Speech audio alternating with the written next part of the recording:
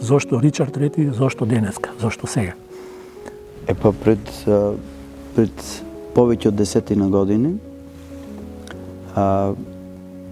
во представата Хенри VI во режија на Џон Блондел играв улогата на Ричард од Глостер. Тоа е некоја предисторија за ликот кој подосна се развива во драмата на Ричард III. И уште од тогаш ми се роди идејата. Веќе од тогаш почна да ме напаѓаат некакви идеи да го изреализирам, таа драма на Шекспир.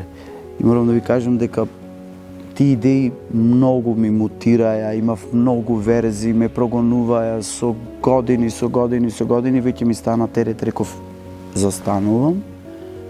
Сега, како што ми е созреана идејата, ќе ја реализирам.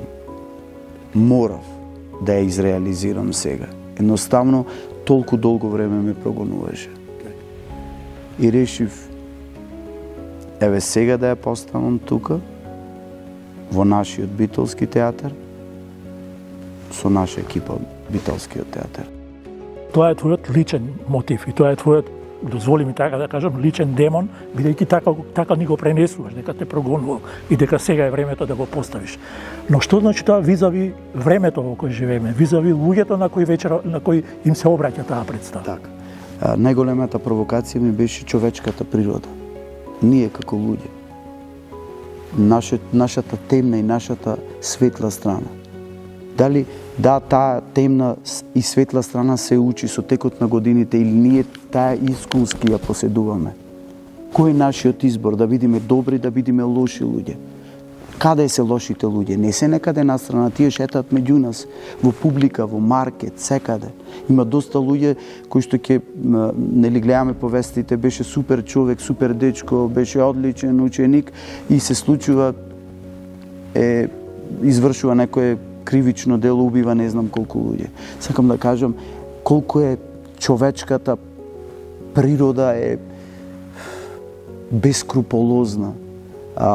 Ние како луѓе, зошто имаме таа потреба постојано да се самоуништуваме? Ние како вид.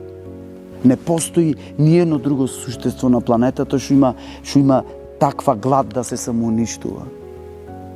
Зошто ние како луѓе, имаме потреба да се самоуништуваме како вид? Од толку војни, со толку таа жет за моќ. Кога го кажуваш тоа, дали помислуваше на тоа кога ќе го ставиш тоа огледало пред луѓето, ако така ја гледаме на твојата представа, како ќе реагира публиката? Што значи тоа да им го ставиш тоа огледало за да ја видат таа тенка линија преку која се крши ова што го кажа таа природа на човек? Супер прашање, нема невини. Нема невини. И тие што не се активни учесници, што седат пострана, и тие се исто виновни. Виновни се за несреќата на многу луѓе. Не може еден човек ако е среќен во една просторија, другите ако се несреќни и тој да биде среќен.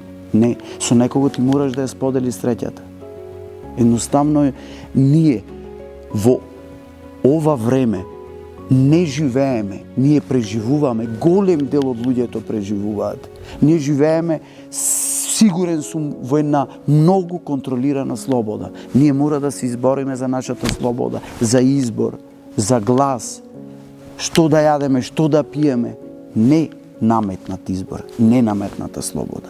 Се занимаваме во представата со лицемерието, значи се занимаваме со полтронството. Така, човек секогаш сака да припадне на страната каде што е моќта. Зошто? Колку ние мислиме за другите, дали мислиме само за себе си, дали мислиме само за нашиот најтесен круг. Колку сме ние себични. Дали целата оваа енергија и оваа мотивација што ја гледаме, што излегува од тебе, како ја прифатија публиката, актерите? Бидејќи театарот, конкретно представата, таа е колективен чин, таа се решава. Дали сето ова го препознаа и актерите со кои работеше? Да, тоа беше најголемата провокација. Со тоа се занимаваме во самата представа. Представата има една брза динамика, има една анимална енергија, на моменти на моменти се покажува таа една натуралистичка суровост на човечката природа. Едноставно мора да сватиме ние во каков свет живееме. И можам да кажам дека оваа представа не е толку сурова како што е нашиот реален живот. Што и да направам, што и да направам нема шанси да можам да конкурирам со нашиот реален свет, нашиот реален живот. Кога наглава ни стоят половина свет дивее во војна. Половина свет е во глад, половина свет е жеден. Мислам, не можам да замислам како е да се живее во 21 век, луѓето да немат да јадат, да пијат. Уште нешто ме интересира. Во твојот 3 представи до сега имаш работено и препознавам како режисер. Да. Но гледам дека тоа се класиците на драматургијата, на театарот. Што е тоа што ги прави овие класици на театарот присутни, актуелни, секогаш провокативни и денеска? Во класиците го имаш и најбаналното и најгенералното што се случува во светот. Тоа е тоа мене што ме привлекува. И затоа се секогаш актуелни. Првата представа беше Ревизор, во едно невреме во битолски театар, кога, да не спомнувам, театарот помалце згаснуваше заради некакви бирократи тука што беа на власт. Ја направивме представата, јас не се чувствувам како режисер. Едноставно една моја идеја изреализиравме да имаме што да играме, да доаѓа публиката. Театарот во Битола е символ на уметност. Најсилниот символ на уметност во Битола. Ние немаме, како што спомна, филхармонии, балети, што ми е криво. Затоа театарот мора да свети кај нас. Не сме воопшто да згасне. Напротив, мора да блешти, мора да регрутира публика. Театарот слави 80 години оваа година. Тоа ли е пораката што сакаш да им ја пренесеш, имајќи го предвид тој 8-децениско постоење на таков театар во Битола? Во овие 80 години постоење на битолскиот театар, тука дошле да работат неверојатно еминентни режисерски имиња. На сцената битисувале неверојатни актерски бардови, заради кои јас се занимавам со оваа професија.